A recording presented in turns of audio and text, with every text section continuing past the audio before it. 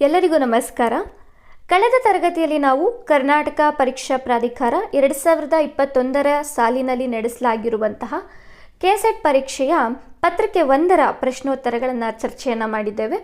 ಈ ತರಗತಿಯಲ್ಲಿ ನಾವು ಪ್ರಶ್ನೆ ಪತ್ರಿಕೆಯ ಇನ್ನುಳಿದ ಪ್ರಶ್ನೋತ್ತರಗಳನ್ನು ಚರ್ಚೆಯನ್ನು ಮಾಡ್ತಾ ಹೋಗೋಣ. ಇಲ್ಲಿ 17ನೇ ಪ್ರಶ್ನೆ ಇದೆ. ಗಣಕಯಂತ್ರ ಅಥವಾ ಕಂಪ್ಯೂಟರ್ಗಳನ್ನು ಉಪಯೋಗಿಸುವ ಕೌಶಲ್ಯಗಳಲ್ಲಿ ನಗರ ಪ್ರದೇಶದ ಮತ್ತು ಗ್ರಾಮೀಣ ಶಿಕ್ಷಕರ ನಡುವಿನ ಅಂತರವನ್ನು ತೊಡೆದುಹಾಕಲು ಸರ್ಕಾರ ಪರಿಚಯ ಮಾಡಿದಂತಹ ಯೋಜನೆ ಯಾವುದು ಅಂತ ಹೇಳಿ ಕೇಳಿದ್ದಾರೆ. ಇಲ್ಲಿ ನಾನು ನೇರವಾಗಿ ಆನ್ಸರನ್ನು ಹೇಳ್ತೀನಿ. ನ್ಯಾಷನಲ್ ಮಿಷನ್ ಆನ್ ಎಜುಕೇಷನ್ ಅಂತ ಹೇಳಿ ಕರಿತೀವಿ. ಈ ಯೋಜನೆ ಅನ್ನುವಂಥದ್ದು ಅಂದರೆ national mission on education through ICT ಅಂದರೆ ಇನ್ಫಾರ್ಮೇಷನ್ ಕಮ್ಯುನಿಕೇಷನ್ ಟೆಕ್ನಾಲಜಿ ಅಂತ ಹೇಳಿ ಈ ಒಂದು ಯೋಜನೆಯು ministry of human resource development government of India ಈ ಒಂದು ಇಲಾಖೆ ಅಡಿಯಲ್ಲಿ ಕಾರ್ಯವನ್ನು ನಿರ್ವಹಿಸ್ತಾ ಇರುವಂತಹ ಒಂದು ಯೋಜನೆ ಅಂತ ಹೇಳಿ ನೋಡ್ಬೋದು. ಇದರ ಮೂಲ ಉದ್ದೇಶ ಏನಾಗಿರುತ್ತೆ ಅಂತ ಹೇಳಿದ್ರೆ ಉನ್ನತ ಶಿಕ್ಷಣ ಮಟ್ಟದಲ್ಲಿ ಶಿಕ್ಷಣ ಮತ್ತು ಕಲಿಕೆಯಲ್ಲಿ ICT ಅಂದರೆ ತಂತ್ರಜ್ಞಾನವನ್ನು ಬಳಕೆ ಮಾಡಿಕೊಳ್ಳುವಂತಹ ಗುರಿಯನ್ನು ಹೊಂದಿದೆ ಅನ್ನೋದನ್ನು ನಾವು ನೋಡ್ಬೋದು. ಅದು ಬೋಧನೆ ಆಗಿರ್ಬೋದು ಅಥವಾ ಕಲಿಕೆಯ ಪ್ರಕ್ರಿಯೆ ಆಗಿರ್ಬೋದು ಅಥವಾ ವರ್ಚುವಲ್ ಪ್ರಯೋಗಾಲಯ ಆಗಿರ್ಬೋದು ಅಥವಾ ಪ್ರಯೋಗಗಳನ್ನು ನಡೆಸುವಂತಹ ಸೌಲಭ್ಯ ಆಗಿರ್ಬೋದು. ಇವೆಲ್ಲದರಲ್ಲೂ ಕೂಡ ತಂತ್ರಜ್ಞಾನವನ್ನು ಅಳವಡಿಕೆ ಮಾಡಿಕೊಳ್ಳುವಂಥದ್ದು. ಇಲ್ಲಿ ಕಲಿಕಾ ವೇದಿಕೆಯನ್ನು ಸಂಪೂರ್ಣವಾಗಿ ಈ ಕಲಿಕಾ ಪರಿಸರ ವ್ಯವಸ್ಥೆಯನ್ನು ರಚಿಸುವಂತಹ ಒಂದು ಮಹತ್ವದ ಯೋಜನೆ ಅಂತ ಹೇಳಿ ನಾವು ನೋಡ್ಬೋದಾಗಿರುತ್ತೆ. ಈ ಯೋಜನೆ ಅಡಿಯಲ್ಲಿ ಶಿಕ್ಷಕರ ತರಬೇತಿ ಅಂದರೆ ವಿಶೇಷ ಶಿಕ್ಷಕರ ತರಬೇತಿಯ ಕಾರ್ಯಕ್ರಮವನ್ನು ಕೂಡ ಈ ಒಂದು ಯೋಜನೆ ಅಡಿಯಲ್ಲಿ ತರಲಾಗಿದೆ ಅನ್ನೋದನ್ನು ನೋಡ್ಬೋದು. ಅಂದರೆ ಈ ಶಿಕ್ಷಣವನ್ನಾಗಿ ಮಾಡುವಂಥದ್ದು, ಉನ್ನತ ಶಿಕ್ಷಣವನ್ನು ನೀಡುವಂತಹ ಸೌಲಭ್ಯದಲ್ಲಿ ತಂತ್ರಜ್ಞಾನವನ್ನು ಬಳಕೆ ಮಾಡಿಕೊಳ್ಳುವಂಥದ್ದು. ಇದೇ ಈ ಒಂದು ಯೋಜನೆಯ ಒಂದು ಮೂಲ ಉದ್ದೇಶ ಅಂತ ಹೇಳಿ ನಾವು ನೋಡ್ಬೋದಾಗಿದೆ. ಮುಂದಿನ ಪ್ರಶ್ನೆಯನ್ನು ನೋಡೋಣ. ಓಕೆ, ಜ್ಞಾನ ವಿಜ್ಞಾನ ವಿಮುಕ್ತಹೇ ಅನ್ನುವಂತಹ ಧ್ಯೇಯವಾಕ್ಯವನ್ನು ಹೊಂದಿರುವಂಥ ಶಿಕ್ಷಣ ಸಂಸ್ಥೆ ಯಾವುದು ಅಂತ ಕೇಳಿದ್ದಾರೆ. ಇಲ್ಲಿ ಆಪ್ಷನ್ಸ್ ಬಂದು IGNOU ಇದೆ, ಜ್ಞಾನ ವಿಜ್ಞಾನ ಆಯೋಗವಿದೆ, ಮೈಸೂರು ವಿಶ್ವವಿದ್ಯಾನಿಲಯವಿದೆ ಮತ್ತು UGC ಇದೆ. ಆನ್ಸರ್ ಬಂದು UGC ಆಗಿರುತ್ತೆ. ಯೂನಿವರ್ಸಿಟಿ ಗ್ರ್ಯಾಂಡ್ ಕಮಿಷನ್ ಅಂತ ಏನು ಕರಿತೀವಿ. ಇದರ ಒಂದು ಮೋಟೋ ಏನಾಗಿರುತ್ತೆ ಅಂದರೆ ಜ್ಞಾನ ವಿಜ್ಞಾನ ವಿಮುಕ್ತಹೇ ಅಂತ ಹೇಳಿ. ಇದರ ಅರ್ಥ ಒಂದು ನಾಲೆಜ್ ಲಿಬ್ರೇಟ್ ಅನ್ನುವಂಥದ್ದು ಇದರ ಅರ್ಥ ಆಗಿರುತ್ತೆ. ನಮ್ಗೆ ಗೊತ್ತಿರುವ ಹಾಗೆ UGC ಅನ್ನುವಂಥದ್ದು 1956ರಲ್ಲಿ ಸ್ಥಾಪನೆಗೊಂಡಿರುವಂಥ ಸಂಸ್ಥೆ ಮತ್ತು ಇದರ ಒಂದು ಕೇಂದ್ರ ಕಚೇರಿಯನ್ನು ನಾವು ನ್ಯೂ ಡೆಲ್ಲಿಯಲ್ಲಿ ನಾವು ನೋಡ್ಬೋದಾಗಿದೆ. ಈ ಒಂದು UGC ಅನ್ನುವಂಥದ್ದು department of higher educations ministry of human resource ಡೆವಲಪ್ಮೆಂಟರ ಒಂದು ಇಲಾಖೆ ಅಡಿಯಲ್ಲಿ ಕಾರ್ಯವನ್ನು ನಿರ್ವಹಿಸ್ತಿರುವಂತಹ ಒಂದು ಸಂಸ್ಥೆ ಅಂತ ಕೂಡ ನಾವು ನೋಡ್ಬೋದು. ಏನು ಮೋಟೋ ಇದೆ ಅಥವಾ ಒಂದು ಧ್ಯೇಯವಾಕ್ಯ ಇದೆ, ಇದರ ಮೇಲೆ ಬಹಳಷ್ಟು ಪ್ರಶ್ನೆಗಳನ್ನು ಕೇಳ್ತಾ ಇರ್ತಾರೆ. ನಾವು IGNOU ನೋಡೋದಾದರೆ ಅಂದರೆ ಇಂದಿರಾ ಗಾಂಧಿ ನ್ಯಾಷನಲ್ ಓಪನ್ ಯೂನಿವರ್ಸಿಟಿಯನ್ನು ನೋಡೋದಾದರೆ ಅದರ ಒಂದು ಮೂಲ ಧ್ಯೇಯ ವಾಕ್ಯವೇನಾಗಿರುತ್ತೆ ಅಂದರೆ ದ ಪೀಪಲ್ಸ್ ಯೂನಿವರ್ಸಿಟಿ ಅಂದರೆ ಇದು ಜನರ ಯೂನಿವರ್ಸಿಟಿ ಅನ್ನುವಂಥದ್ದು ಒಂದು IGNOUದ ಒಂದು ಧ್ಯೇಯ ವಾಕ್ಯ ಅಂತ ಹೇಳಿ ನೋಡ್ಬೋದು. IGNOU ಅಂತ ಹೇಳಿ ಬಂದಾಗ ಇದು 1985ರಲ್ಲಿ ಸ್ಥಾಪನೆಗೊಂಡಿರುವಂತಹ ನ್ಯಾಷನಲ್ ಓಪನ್ ಯೂನಿವರ್ಸಿಟಿ ಅಂತ ಹೇಳಿ ನಾವು ನೋಡ್ಬೋದಾಗಿದೆ. ನಂತರ ಧ್ಯೇಯವಾಕ್ಯಗಳು ಅಂತ ಬಂದಾಗ ನಮ್ಮ ಕರ್ನಾಟಕದಲ್ಲಿ ಸ್ಥಾಪನೆಗೊಂಡಿರುವಂತಹ ಯೂನಿವರ್ಸಿಟಿಗಳ ಧ್ಯೇಯವಾಕ್ಯವು ಕೂಡ ಬಹಳಷ್ಟು ಮುಖ್ಯವಾಗುತ್ತೆ ನಮಗೆ ಪರೀಕ್ಷಾ ದೃಷ್ಟಿಯಿಂದ. ಫಸ್ಟ್ ಆಫ್ ಆಲ್ ನಾವು ನೋಡೋಣ. ಮೈಸೂರು ವಿಶ್ವವಿದ್ಯಾನಿಲಯ ಸ್ಥಾಪನೆಗೊಂಡಿರುವಂಥದ್ದು 1916ರಲ್ಲಿ. ಧ್ಯೇಯವಾಕ್ಯ ಬಂದು ನಹಿ ಜ್ಞಾನೇನ ಸದೃಶ್ಯಂ ಅಂತ ಹೇಳಿ, ಅಂದರೆ ಜ್ಞಾನಕ್ಕೆ ಹೋಲಿಸಲು ಯಾವುದೂ ಇಲ್ಲ ಅಂತ ಹೇಳಿ ಕರಿಬೋದಾಗಿದೆ. ಇದನ್ನು ಭಗವದ್ಗೀತೆಯಿಂದ ತೆಗೆದುಕೊಳ್ಳಲಾಗಿದೆ ಅಂತ ಹೇಳಿ ಇಲ್ಲಿ ಹೇಳಲಾಗಿದೆ. ನಂತರ ಕರ್ನಾಟಕ ವಿಶ್ವವಿದ್ಯಾನಿಲಯ ಇದು 1949ರಲ್ಲಿ ರಚನೆಗೊಂಡಿರುವಂಥದ್ದು. ಇದರ ಒಂದು ಧ್ಯೇಯವಾಕ್ಯ ಅರಿವೇ ಗುರು ಅಥವಾ ಜ್ಞಾನವೇ ಗುರು ಅನ್ನುವಂಥದ್ದು. ನಂತರ ಬೆಂಗಳೂರು ವಿಶ್ವವಿದ್ಯಾನಿಲಯ ಇದು 1964ರಲ್ಲಿ ಸ್ಥಾಪನೆಗೊಂಡಿದೆ. ಇದರ ಒಂದು ಧ್ಯೇಯವಾಕ್ಯ ಬಂದು ಜ್ಞಾನ ವಿಜ್ಞಾನ ಸಹಿತಂ ಅಂತ ಹೇಳಿ. ಕರ್ನಾಟಕ ರಾಜ್ಯ ಮುಕ್ತ ವಿಶ್ವವಿದ್ಯಾನಿಲಯ 1996ರಲ್ಲಿ ಸ್ಥಾಪನೆಗೊಂಡಿದೆ. ಇದರ ಧ್ಯೇಯವಾಕ್ಯ ಬಂದು ಉನ್ನತ ಶಿಕ್ಷಣ ಎಲ್ಲರಿಗೂ ಅಂತ ಹೇಳಿ. ನಂತರ ಅಕ್ಕಮಹಾದೇವಿ ವಿಶ್ವವಿದ್ಯಾನಿಲಯ 2003ರಲ್ಲಿ ಸ್ಥಾಪನೆಗೊಂಡಿದೆ. ಶ್ರೀ ಶಿಕ್ಷಣ ಸರ್ವ ಶಿಕ್ಷಣ ಅಂತ ಹೇಳಿದ್ದಾರೆ. ಕನ್ನಡ ವಿಶ್ವವಿದ್ಯಾಲಯ ಕನ್ನಡ ವಿಶ್ವವಿದ್ಯಾಲಯ 1991ರಲ್ಲಿ ರಚನೆಗೊಂಡಿದೆ. ಮಾತೆಂಬುದು ಜ್ಯೋತಿರ್ಲಿಂಗ ಅಂತ ಹೇಳಿದ್ದಾರೆ. ಮಂಗಳೂರು ವಿಶ್ವವಿದ್ಯಾಲಯ 1980 ಜ್ಞಾನವೇ ಬೆಳಕು ಅಂತ ಹೇಳಿ. ಇನ್ನು ಕುವೆಂಪು ವಿಶ್ವವಿದ್ಯಾಲಯ 1987 ಮನುಜಮತ ವಿಶ್ವಪಥ ಅಂತ ಹೇಳಿ ನೋಡಬಹುದು. ಕಲಬುರಗಿ ವಿಶ್ವವಿದ್ಯಾನಿಲಯ 1980ರಲ್ಲಿ ಸ್ಥಾಪನೆಗೊಂಡಿದೆ. ವಿದ್ಯೆಯೇ ಅಮೃತ ಅಂತ ಹೇಳಿದ್ದಾರೆ. ಇನ್ನು ರಾಣಿ ಚೆನ್ನಮ್ಮ ವಿಶ್ವವಿದ್ಯಾಲಯ 2010ರಲ್ಲಿ ರಚನೆಗೊಂಡಿರುವಂಥದ್ದು ವಿದ್ವಾನ್ ಸರ್ವತ್ರ ಪೂಜ್ಯತೆ ಅನ್ನುವಂತಹ ಧ್ಯೇಯ ವಾಕ್ಯವನ್ನು ನೀಡಿದ್ದಾರೆ. ಸೊ ಮುಂದಿನ ಪ್ರಶ್ನೆಯನ್ನು ನಾವು ನೋಡೋಣ. ಕೇಂದ್ರ ಸರ್ಕಾರ 1989ರಲ್ಲಿ ಮಹಿಳಾ ಸಬಲೀಕರಣದ ಒಂದು ಕಾರ್ಯಕ್ರಮವನ್ನು ಜಾರಿಗೆ ತಗೊಂಡ್ಬರ್ತಾರೆ. ಸೊ ಅದು ಯಾವುದು ಅಂತ ಹೇಳಿ ಕೊಟ್ಟಿದ್ದಾರೆ. ಮಹಿಳಾ ಕಲ್ಯಾಣ, ಮಹಿಳಾ ಸಾಮರ್ಥ್ಯ, ಮಹಿಳಾ ಜಾಗೃತಿ, ಮಹಿಳಾ ಆಂದೋಲನ ಅಂತ ಹೇಳಿ. ಸೊ ಆ ಒಂದು ಕಾರ್ಯಕ್ರಮ ಯಾವುದು ಅಂತ ಹೇಳಿದ್ರೆ ಮಹಿಳಾ ಸಾಮರ್ಥ್ಯ ಅಂತ ಹೇಳಿ ನಾವು ನೋಡ್ಬೋದು. ಸೊ ಈ ಒಂದು ಕಾರ್ಯಕ್ರಮ 1989ರಲ್ಲಿ ಮಾನವ ಸಂಪನ್ಮೂಲ ಅಭಿವೃದ್ಧಿ ಸಚಿವಾಲಯದ ಅಡಿಯಲ್ಲಿ ಮಹಿಳಾ ಸಬಲೀಕರಣಕ್ಕಾಗಿ ರಾಷ್ಟ್ರೀಯ ಕಾರ್ಯಕ್ರಮವಾಗಿ ಜಾರಿಯಾಗುತ್ತೆ ಅನ್ನುವಂಥದ್ದನ್ನು ನೋಡ್ಬೋದು. ಸೊ ಈ ಯೋಜನೆಯ ಮೂಲ ಉದ್ದೇಶ ಏನಾಗಿರುತ್ತೆ ಅಂದರೆ ಗ್ರಾಮೀಣ ಪ್ರದೇಶದಲ್ಲಿ ಶಿಕ್ಷಣದಲ್ಲಿನ ಲಿಂಗ ಅಸಮಾನತೆಯನ್ನು ಪರಿಹರಿಸುವಂತಹ ಒಂದು ಪ್ರಯತ್ನವನ್ನು ಈ ಒಂದು ಕಾರ್ಯಕ್ರಮ ಮಾಡಿದೆ ಅನ್ನೋದನ್ನು ನೋಡ್ಬೋದು. ಆ್ಯಕ್ಚುಲಿ ಈ ಒಂದು ಕಾರ್ಯಕ್ರಮ ಬರಲಿಕ್ಕೆ ಮುಖ್ಯ ಕಾರಣ ಅಂದರೆ 1986ರಲ್ಲಿ ಜಾರಿಯಾಗುವಂತಹ ರಾಷ್ಟ್ರೀಯ ಶಿಕ್ಷಣ ನೀತಿ. ಈ ಒಂದು ಶಿಕ್ಷಣ ನೀತಿಯ ಅಂಗವಾಗಿ ಈ ಒಂದು ಮಹಿಳಾ ಸಾಮರ್ಥ್ಯ ಅನ್ನುವಂಥ ಒಂದು ಕಾರ್ಯಕ್ರಮ 1989ರಲ್ಲಿ ಒಂದು ಪ್ರಾರಂಭವಾಗುತ್ತೆ ಅನ್ನುವಂಥದ್ದನ್ನು ನಾವು ನೋಡ್ಬೋದಾಗಿದೆ. ಓಕೆ, ಸೊ ಇಲ್ಲಿ ಶಿಕ್ಷಣಕ್ಕೆ ಸಂಬಂಧಪಟ್ಟಂತಹ ಒಂದು ಸಮಿತಿಗಳೇನಿರುತ್ತೆ ಅದರ ಕುರಿತಾದಂಥ ಪ್ರಶ್ನೆ ಅಂತ ಹೇಳಿ ನೋಡ್ಬೋದು. ಸೊ ಸ್ಯಾಮ್ ಪಿತ್ರೋಡಾ ಸಮಿತಿ, ಜ್ಞಾನಂ ಸಮಿತಿ, ಯಶ್ಪಾಲ್ ಸಮಿತಿ ಮತ್ತು ಶರ್ಮಾ ಸಮಿತಿ. ಸೊ ಇಲ್ಲಿ ನಾವು ನೋಡೋದಾದರೆ ತುಂಬ ರಿಪೀಟೆಡ್ ಸಮಿತಿಗಳನ್ನು ನೋಡ್ತೀವಿ. ಯಶ್ಪಾಲ್ ಆಗಿರ್ಬೋದು, ಶರ್ಮಾ ಸಮಿತಿ ಆಗಿರ್ಬೋದು, ಜ್ಞಾನಂ ಸಮಿತಿ ಆಗಿರ್ಬೋದು. ಇದು ಯಾವಾಗಲೂ ಕೂಡ ರಿಪೀಟ್ ಆಗುವಂತಹ ಪ್ರಶ್ನೆ ಅಂತ ಹೇಳಿ ನೋಡ್ಬೋದು. ಸೊ ಆನ್ಸರ್ ಏನಾಗಿರುತ್ತೆ ಅಂದರೆ ಸ್ಯಾಮ್ ಪಿತ್ರೋಡಾ ಸಮಿತಿ ಬಂದು 1500 ವಿಶ್ವವಿದ್ಯಾಲಯಗಳು ಅಂತ ಕೊಟ್ಟಿದ್ದಾರೆ. ನಂತರದಲ್ಲಿ ಜ್ಞಾನಂ ಸಮಿತಿ ಬಂದು ಉನ್ನತ ಶಿಕ್ಷಣ ಮತ್ತು ಸಂಶೋಧನೆಗಳ ರಾಷ್ಟ್ರೀಯ ಆಯೋಗ. ನಂತರ ಯಶ್ಪಾಲ್ ಸಮಿತಿ ಬಂದು ಉನ್ನತ ಶಿಕ್ಷಣ ಮತ್ತು ಸಂಶೋಧನಾ ಆಯೋಗ. ಮತ್ತು ಶರ್ಮಾ ಸಮಿತಿ ಬಂದು ಭಾರತೀಯ ವಿಜ್ಞಾನ ಶಿಕ್ಷಣ ಮತ್ತು ಸಂಶೋಧನಾ ಸಂಸ್ಥೆ ಅಂತ ಹೇಳಿ ಕೊಟ್ಟಿದ್ದಾರೆ. ಸೊ ಅಲ್ಲಿಗೆ ಆನ್ಸರ್ ಬಂದು ಆಪ್ಷನ್ ಎ ಆನ್ಸರ್ ಆಗಿರುತ್ತೆ. ಸೊ ಈ ಸಮಿತಿಗಳ ಕುರಿತಾಗಿ ಮುಂದಿನ ತರಗತಿಯಲ್ಲಿ ಸಂಪೂರ್ಣವಾದಂತಹ ಒಂದು ವಿವರಣವನ್ನು ನಾವು ನೋಡೋಣ, ಏಕೆಂದರೆ ಮುಂದೆ ಕೂಡ ಇದ್ರ ಬಗ್ಗೆ ಪ್ರಶ್ನೆ ಇದೆ. ಸೊ ಹಾಗಾಗಿ ಓಕೆ, ಮುಂದಿನ ಪ್ರಶ್ನೆಯನ್ನು ನಾವು ನೋಡೋಣ. ಇವುಗಳಲ್ಲಿ ಯಾವುದು ಒಬ್ಬ ಶಿಕ್ಷಕನು ತನ್ನ ವಿದ್ಯಾರ್ಥಿಗಳೊಂದಿಗೆ ಸಂವಹನ ಮಾಡುವಲ್ಲಿ ಮಹತ್ವದಾಗಿದೆ ಅಂತ ಹೇಳಿ ಕೊಟ್ಟಿದ್ದಾರೆ. ಆಪ್ಷನ್ಸ್ ಬಂದು ಅನುಕಂಪ, ನಿರಾಸಕ್ತಿ, ವೈರತ್ವ ಮತ್ತು ಸ್ವಾತ್ಮ ರೋಪ ಅಂತ ಹೇಳಿ ಕೊಟ್ಟಿದ್ದಾರೆ. ಸೊ ಆನ್ಸರ್ ಏನಾಗಿರುತ್ತೆ ಅಂತ ಹೇಳಿದ್ರೆ ಅನುಕಂಪ, ನಿರಾಸಕ್ತಿ, ವೈರತ್ವ ಇದ್ಯಾವುದೂ ಆಗಿರೋದಿಲ್ಲ. ಸ್ವಾತ್ಮ ರೋಪ ಅಥವಾ ಎಂಪತಿ ಅಂತ ಹೇಳಿ ಕರಿತೀವಿ, ಅಥವಾ ಸಹಾನುಭೂತಿ ಅಂತಲೂ ಕೂಡ ಕರಿಬಹುದು. ಒಬ್ಬ ವ್ಯಕ್ತಿಯೊಂದಿಗೆ ಸಂಭಾಷಣೆಯನ್ನು ಮಾಡುವಂತಹ ರೀತಿಯಲ್ಲಿ ಅಥವಾ ಚರ್ಚೆಯನ್ನು ಮಾಡುವಾಗ ಅಥವಾ ಮಾತನಾಡುವಾಗ ಕಮ್ಯುನಿಕೇಷನನ್ನು ಮಾಡುವಂಥ ಸಂದರ್ಭದಲ್ಲಿ ನಮ್ಮ ಭಾವನೆಗಳು, ಆಲೋಚನೆಗಳು ಅಥವಾ ನಮ್ಮ ಒಂದು ದೃಷ್ಟಿಕೋನವನ್ನು ಅವರಿಗೆ ಅರ್ಥ ಮಾಡಿಸೋದ್ರಲ್ಲಿ ಇರಬೇಕು ಅಥವಾ ಅವರು ಅರ್ಥ ಮಾಡ್ಕೊಳ್ಳೋ ರೀತಿಯಲ್ಲಿ ಇರಬೇಕು. ಸೊ ಈ ರೀತಿ ಅರ್ಥ ಮಾಡ್ಕೊಳ್ಬೇಕು ಅಂದರೆ ನಾವೇನು ಮಾಡಬೇಕು ಅಂದರೆ ಸಹಾನುಭೂತಿಯಿಂದ ಅವರಿಗೆ ನಾವೇನು ಮಾಡಬೇಕಾಗತ್ತೆ ಹೇಳ್ಬೇಕಾಗತ್ತೆ, ಅಥವಾ ಸಹಾನುಭೂತಿಯಿಂದ ನಾವೇನು ಮಾಡಬೇಕಾಗತ್ತೆ ನಮ್ಮ ಭಾವನೆಯನ್ನು ವ್ಯಕ್ತಪಡಿಸ್ಬೇಕಾಗತ್ತೆ. ಯಾವುದೇ ರೀತಿ ವೈರತ್ವದಿಂದಾಗಲಿ ಅಥವಾ ನಿರಾಸಕ್ತಿಯಿಂದಾಗಲಿ ಅಥವಾ ಅನುಕಂಪದಿಂದಾಗಲಿ ನಮ್ಮ ವಿಷಯಗಳನ್ನು ಮತ್ತೊಬ್ಬರಿಗೆ ತಿಳಿಸ್ಲಿಕ್ಕೆ ಸಾಧ್ಯವಾಗೋದಿಲ್ಲ.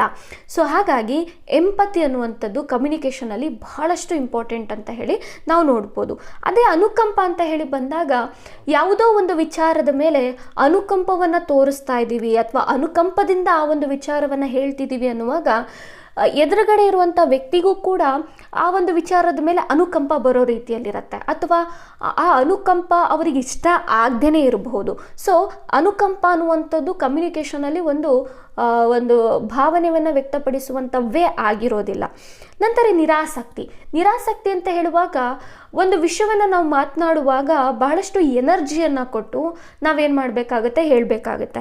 ಸೊ ನಮ್ಮಲ್ಲೇ ಆಸಕ್ತಿ ಇಲ್ಲ, ನಮ್ಮಲ್ಲೇ ನಿರಾಸಕ್ತಿಯಿಂದ ಒಂದು ವಿಷಯವನ್ನು ಹೇಳುವಾಗ ಕೇಳುವಂಥ ವ್ಯಕ್ತಿಗೂ ಕೂಡ ಅದಿಷ್ಟ ಆಗದೇ ಇರ್ಬೋದು. ಸೊ ಹಾಗಾಗಿ ಈ ಭಾವನೆಗಳನ್ನು ನಾವು ಯಾವತ್ತೂ ಕೂಡ ಕಮ್ಯುನಿಕೇಷನಲ್ಲಿ ಅಡಾಪ್ಟ್ ಮಾಡ್ಕೊಳ್ಬಾರ್ದು. ಇನ್ನು ವೈರತ್ವ ಅಂತ ಹೇಳಿ ಬಂದಾಗ ಎದುರುಗಡೆ ಇರೋ ವ್ಯಕ್ತಿಗೆ ನಮ್ಮ ವಿಚಾರವನ್ನು ನಾವು ತಲುಪಿಸ್ಬೇಕು ಅಂತ ಹೇಳಿದ್ರೆ ನಮ್ಮ ನಡುವೆ ಒಂದು ಫ್ರೆಂಡ್ಶಿಪ್ ಆಗಿರ್ಬೋದು ಅಥವಾ ಒಂದು ಒಳ್ಳೆಯ ಬಾಂಡ್ ಇರಬೇಕು. ಸೊ ವೈರತ್ವ ಅಂತ ಹೇಳಿ ಬಂದಾಗ ಏನಾಗುತ್ತೆ ಅಂತ ಅಂದಾಗ ನಮ್ಮ ವಿಷಯ ನಾವು ಹೇಳಲಿಕ್ಕೂ ನಮ್ಗೆ ಇಷ್ಟ ಆಗೋದಿಲ್ಲ ಮತ್ತು ಆ ವ್ಯಕ್ತಿಗೆ ಆ ವಿಷಯವನ್ನು ಕೇಳಲಿಕ್ಕೂ ಇಷ್ಟ ಆಗೋದಿಲ್ಲ. ಸೊ ಹಾಗಾಗಿ ಕಮ್ಯುನಿಕೇಷನ್ ಅಂತ ಹೇಳಿ ಬಂದಾಗ ಅಲ್ಲಿ ಒಂದು ಒಳ್ಳೆಯ ರಿಲೇಷನ್ಶಿಪ್ ಇರಬೇಕು. ಸೊ ಒಂದು ಸ್ಟೂಡೆಂಟ್ ಆಗಿರ್ಬೋದು, ಒಂದು ವಿದ್ಯಾರ್ಥಿ ಆಗಿರ್ಬೋದು, ಅಥವಾ ನಾವು ಫ್ರೆಂಡ್ ಆಗಿರ್ಬೋದು, ಅಥವಾ ನಾವಾಗಿರ್ಬೋದು. ಸೊ ನಮ್ಮಗಳ ಮಧ್ಯೆ ಒಂದೊಳ್ಳೆ ಒಂದು ರಿಲೇಷನ್ಶಿಪ್ ಇರಬೇಕಾಗತ್ತೆ. ಸೊ ಹಾಗಾಗಿ ಅಂಥ ಸಂದರ್ಭದಲ್ಲಿ ಏನಾಗುತ್ತೆ ಅಂದರೆ ನಾವು ಹೇಳೋ ವಿಷಯಗಳು ಅವರು ಬಹಳಷ್ಟು ಆಸಕ್ತಿಯಿಂದ ಕೇಳ್ತಾರೆ ಅನ್ನುವಂಥದ್ದನ್ನು ನಾವು ನೋಡ್ಬೋದಾಗಿದೆ. ಓಕೆ, ಪ್ರಶ್ನೆಯನ್ನು ನಾವು ನೋಡೋಣ. ಅತ್ಯಂತ ಪರಿಣಾಮಕಾರಿಯಾದ ಬೋಧನಾ ವಿಧಾನ ಯಾವುದು ಅಂತ ಹೇಳಿ ಕೇಳಿದ್ದಾರೆ. ಸೊ ಆಪ್ಷನ್ಸ್ ಬಂದು ಶಿಕ್ಷಕ ಕೇಂದ್ರಿತ, ಮಾಹಿತಿ ಕೇಂದ್ರಿತ, ವಿದ್ಯಾರ್ಥಿ ಕೇಂದ್ರಿತ ಮತ್ತು ಪಠ್ಯ ಕೇಂದ್ರಿತ. ಸೊ ನಮಗೆ ಪ್ರಶ್ನೆ ನೋಡುವಾಗಲೇ ಉತ್ತರ ಗೊತ್ತಾಗ್ತಾ ಇದೆ, ವಿದ್ಯಾರ್ಥಿ ಕೇಂದ್ರಿತ ಅಂತ ಹೇಳಿ. ಸೊ ಇವತ್ತಿನ ಬೋಧನೆ ಆಗಿರ್ಬೋದು, ಇವತ್ತಿನ ಶಿಕ್ಷಣ ಆಗಿರ್ಬೋದು, ಅಥವಾ ಇವತ್ತಿನ ಉನ್ನತ ಶಿಕ್ಷಣದ ಮೂಲ ಉದ್ದೇಶ ಏನಾಗಿರುತ್ತೆ ಅಂದರೆ ಒಬ್ಬ ವಿದ್ಯಾರ್ಥಿಗೆ ಉತ್ತಮವಾದಂತಹ ಮೌಲ್ಯಗಳನ್ನು ತುಂಬಿರುವಂತಹ ಜ್ಞಾನಭರಿತವಾದಂತಹ ಉನ್ನತ ಶಿಕ್ಷಣವನ್ನು ಕೊಟ್ಟು ಒಂದು ಮೌಲ್ಯಯುತವಾದಂಥ ಒಬ್ಬ ವ್ಯಕ್ತಿಯನ್ನು ಈ ಸಮಾಜಕ್ಕೆ ಕೊಡುಗೆಯಾಗಿ ಕೊಡಬೇಕು ಅನ್ನುವಂಥದ್ದೇ ಶಿಕ್ಷಣದ ಮೂಲ ಉದ್ದೇಶ ಆಗಿರುತ್ತೆ. ಸೊ ಕೇವಲ ಮಾಹಿತಿ ಮಾತ್ರ ಅಲ್ಲ, ಕೇವಲ ಜ್ಞಾನ ಮಾತ್ರ ಅಲ್ಲ, ಮೌಲ್ಯಗಳನ್ನೂ ಕೂಡ ಒಳಗೊಂಡಿರುವಂತಹ ಉನ್ನತ ಶಿಕ್ಷಣವನ್ನು ಕೊಡುವಂಥದ್ದೇ ಇವತ್ತಿನ ಶಿಕ್ಷಣದ ಮೂಲ ಉದ್ದೇಶ ಆಗಿರುತ್ತೆ, ಆಗಬೇಕು ಅನ್ನುವಂಥದ್ದು ನಾವು ಇಲ್ಲಿ ನೋಡ್ಬೋದಾಗಿದೆ. ಓಕೆ, ಪ್ರಶ್ನೆಯನ್ನು ನೋಡೋಣ. ಇವುಗಳಲ್ಲಿ ಯಾವುದನ್ನು ಬೋಧನಾ ಕೌಶಲ್ಯವು ಒಳಗೊಂಡಿರುವುದಿಲ್ಲ ಅಂತ ಕೇಳಿದ್ದಾರೆ. ಅಂದರೆ ಟೀಚಿಂಗ್ ಸ್ಕಿಲ್ ಬಗ್ಗೆ ಕೇಳಿದ್ದಾರೆ. ಕಪ್ಪು ಹಲಗೆಯ ಬರವಣಿಗೆ, ಪ್ರಶ್ನೆ ಕೇಳುವಿಕೆ, ವಿವರಣೆ ನೀಡುವಿಕೆ, ನೋಟ್ಸ್ ಬರೆಸುವಿಕೆ ಯಾವುದೆಲ್ಲ ಅಂತ ಕೇಳಿದ್ದಾರೆ. ಸೊ ನೋಟ್ಸ್ ಬರೆಸೋ ಅಂಥದ್ದು ಒಂದು ಟೀಚಿಂಗ್ ಸ್ಕಿಲ್ನ ಒಂದು ಅಡಿಯಲ್ಲಿ ಬರುವಂತಹ ಒಂದು ಕೌಶಲ್ಯ ಅಲ್ಲ ಅಂತ ನಾವು ನೋಡ್ಬೋದು. ಅಂದರೆ ಇಟ್ ಈಸ್ ನಾಟ್ ಸ್ಕಿಲ್ ಅಂತ ಹೇಳಿ. ಸೊ ಸ್ಕಿಲ್ ಅಂದರೆ ಯಾವುದು? ಕಪ್ಪು ಹಲಗೆಯ ಬರವಣಿಗೆ ಅಂದರೆ ವಿದ್ಯಾರ್ಥಿಗಳಿಗೆ ನಾವು ಕೇವಲ ಮಾತಿನ ಮೂಲಕ ಏನು ಮಾಡೋಕ್ಕಾಗಲ್ಲ, ಎಲ್ಲ ವಿಷಯಗಳನ್ನು ತಿಳಿಸ್ಲಿಕ್ಕೆ ಆಗೋದಿಲ್ಲ. ಈಗ ಒಂದು ಕಂಪ್ಯೂಟರ್ ಬಗ್ಗೆ ನಾವು ಮಾತಾಡ್ತಾ ಇದ್ದೀವಿ ಅಂದರೆ ಕಂಪ್ಯೂಟರನ್ನು ತೋರಿಸಿಯೇ ಮಾತಾಡಬೇಕು. ಅದೇ ರೀತಿ ಒಂದು ಸಸ್ಯದ ಬಗ್ಗೆ, ಒಂದು ಮರದ ಬಗ್ಗೆ, ಅಥವಾ ಒಂದು ಸಮುದ್ರದ ಬಗ್ಗೆ, ಒಂದು ಪರ್ವತದ ಬಗ್ಗೆ, ಈ ರೀತಿ ವಿಚಾರಗಳನ್ನು ಮಾತನಾಡುವಂಥ ಸಂದರ್ಭದಲ್ಲಿ ನಾವೇನು ಮಾಡಬೇಕಾಗುತ್ತೆ, ಅವುಗಳನ್ನು ಚಿತ್ರರೂಪದಲ್ಲಿ ಬರವಣಿಗೆಯನ್ನು ಮಾಡಬೇಕಾಗತ್ತೆ. ಇವತ್ತು ಭೂಮಿ ಬಗ್ಗೆ ಮಾತಾಡ್ತಾ ಇದ್ದೀವಿ ಅಂದರೆ ಭೂಮಿ ಗೋಳಾಕಾರದಲ್ಲಿದೆ ಅಂತ ಹೇಳಿದ್ರೆ ಸಾಕಾಗೋದಿಲ್ಲ. ಸೊ ಅದಕ್ಕೆ ಸಂಬಂಧಪಟ್ಟಂತಹ ಒಂದು ಚಿತ್ರವನ್ನು ನಾವು ಕಪ್ಪು ಹಲಗೆಯ ಮೇಲೆ ಬರಿಬೇಕಾಗಿರುತ್ತೆ. ಇಂಪಾರ್ಟೆಂಟ್ ನೋಟ್ಸ್ಗಳನ್ನು ನಾವು ಬರಿಬೇಕಾಗಿರುತ್ತೆ. ಜೊತೆಗೆ ಒಂದು ಪ್ರಾಕ್ಟಿಕಲ್ ಆಗಿ ನಾವು ಅದನ್ನು ತೋರಿಸ್ಬೇಕಾಗುತ್ತೆ. ಅಂದರೆ ಒಂದು ಗೋಳಾಕಾರದ ಒಂದು ಭೂಮಿಯ ಒಂದು ಐಡಲ್ ಏನಿರುತ್ತೆ ಅದನ್ನು ತೊಗೊಂಡು ಬಂದು ತೋರಿಸ್ಬೇಕಾಗತ್ತೆ. ಸೊ ಕಪ್ಪು ಹಲಗೆಯ ಬರವಣಿಗೆ ಎಷ್ಟು ಇಂಪಾರ್ಟೆಂಟ್ ಆಗುತ್ತೆ ಅಂದರೆ ನಾವು ಮಾತನಾಡೋದ್ರ ಜೊತೆಗೆ ಬರಿಬೇಕು, ಬರೆದು ತೋರಿಸ್ಬೇಕು. ಸೊ ಯಾವುದು ಇಂಪಾರ್ಟೆಂಟ್ ಅಲ್ಲ ಅಂತ. ಸೊ ಹಾಗಾಗಿ ಕಪ್ಪು ಹಲಗೆ ಬರವಣಿಗೆ ಅನ್ನುವಂಥದ್ದು ಒಂದು ಸ್ಕಿಲ್ ಆಗಿರುತ್ತೆ. ನಂತರದಲ್ಲಿ ಪ್ರಶ್ನೆ ಕೇಳುವಿಕೆ. ನಾವು ಕೇವಲ ಬೋಧನೆ ಮಾಡ್ತಾ ಇದ್ದೀವಿ, ಕೇವಲ ಪಾಠವನ್ನು ತಿಳಿಸ್ತಿದ್ದೀವಿ ಅಂತ ಬಂದಂಥ ಸಂದರ್ಭದಲ್ಲಿ ಅದು ಅವರಿಗೆ ಎಷ್ಟು ಅರ್ಥ ಆಗಿದೆ ಮತ್ತು ನಾನು ಯಾವ ಒಂದು ವಿಷಯ ಇಂಪಾರ್ಟೆಂಟ್ ಅಂತ ಹೇಳಿದ್ನೋ ಅದು ಅವರಿಗೆ ಅರ್ಥ ಆಗಿದೆಯಾ, ಅವರು ಮನಸ್ಸಲ್ಲಿ ಅದು ಉಳ್ಕೊಂಡಿದೆಯಾ ಅನ್ನೋದನ್ನು ನಾವು ಚೆಕ್ ಮಾಡಬೇಕು. ಅಂದರೆ ನಾವು ಪ್ರಶ್ನೆಗಳನ್ನು ಕೇಳ್ತಾ ಇರಬೇಕು. ಸೊ ಈಗ ನಾನು ಹೇಳಿದೆ ಅಲ್ವಾ ಭೂಗೋಳ ಅಂದರೆ ಏನು ಅಂತ ಹೇಳಿ.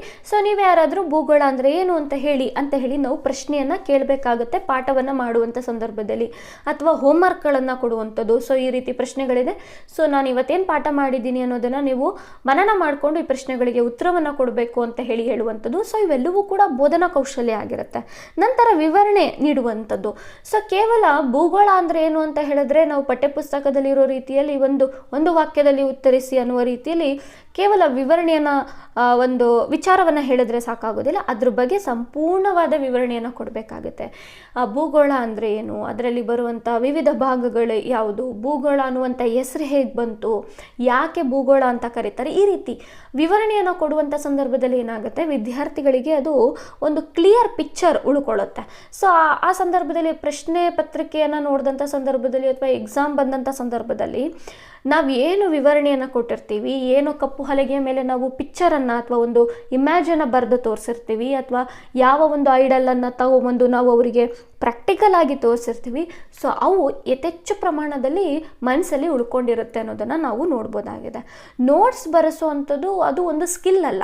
ಸೊ ಅದು ಏನಂತ ಹೇಳ್ತೀವಿ, ನಾವೇನು ಪಾಠ ಮಾಡಿದ್ದೀವಿ ಅಥವಾ ಎಕ್ಸಾಮ್ಗೆ ಏನು ಕ್ವಶನ್ಸ್ಗಳು ಬರುತ್ತೆ ಅದಕ್ಕೆ ನಾವು ಈ ರೀತಿ ಒಂದು ಉದಾಹರಣೆಯಾಗಿ ನೀವು ಉತ್ತರವನ್ನು ಬರಿಬಹುದು ಅನ್ನುವಂತಹ ಒಂದು ಕಾನ್ಸೆಪ್ಟಲ್ಲಿ ನಾವೇನು ಮಾಡ್ತೀವಿ, ನೋಟ್ಸನ್ನು ಬರೆಸ್ತೀವಿ. ಸೊ ಹಾಗಾಗಿ ಇದೊಂದು ಸ್ಕಿಲ್ ಅಲ್ಲ ಅನ್ನುವಂಥದ್ದನ್ನು ನಾವು ನೋಡ್ಬೋದು.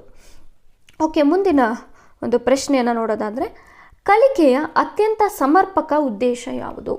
ಸೊ ಇಲ್ಲಿ ಲರ್ನಿಂಗ್ನ ಒಂದು ಬಗ್ಗೆ ಕೇಳ್ತಾ ಇದ್ದಾರೆ. ಆ್ಯಕ್ಚುಲಿ ಲರ್ನಿಂಗ್ನ ಮೂಲ ಉದ್ದೇಶ ಏನು, ಕಲಿಯುವಿಕೆ ಅನ್ನುವಂಥದ್ದು ಒಂದು ಮೂಲ ಉದ್ದೇಶವೇನು ಅನ್ನೋದನ್ನು ನೋಡೋದಾದರೆ, ಜ್ಞಾನವನ್ನು ಅಂತರ್ಗತಗೊಳಿಸುವಂಥದ್ದು, ಸೊ ವರ್ತನೆಯ ಮಾರ್ಪಡಿಸುವಿಕೆ, ವೈಯಕ್ತಿಕ ಹೊಂದಾಣಿಕೆ, ಕೌಶಲ್ಯದ ಸಂಪಾದನೆ.